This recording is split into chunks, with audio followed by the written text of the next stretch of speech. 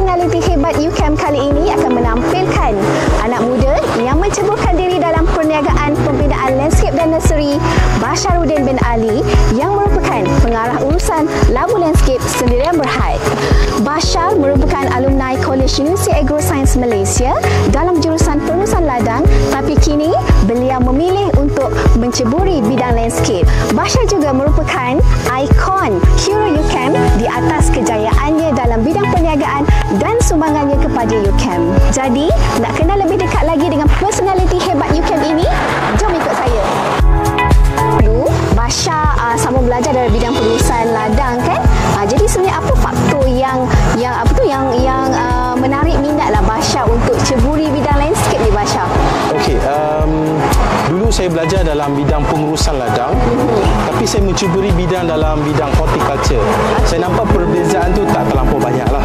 Kalau kita nampak pengurusan ladang tu lebih kepada macam mana kita nak organize satu ladang.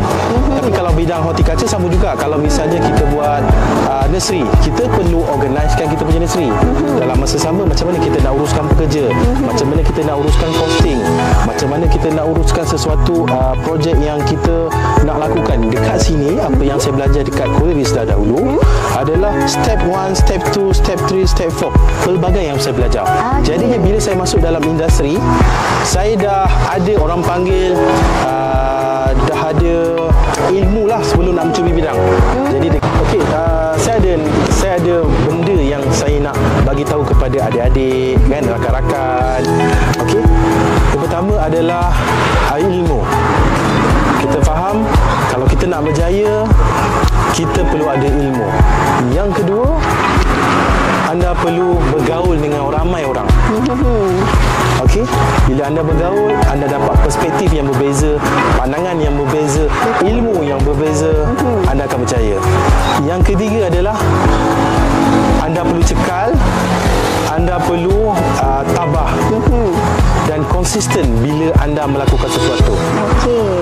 Bila anda buat konsisten, anda usaha, insya-Allah pasti Allah akan bagi kejayaan kepada anda. Insya-Allah.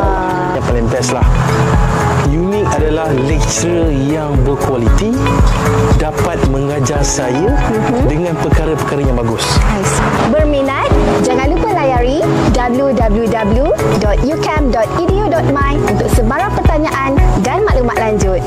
Jom study UCAM!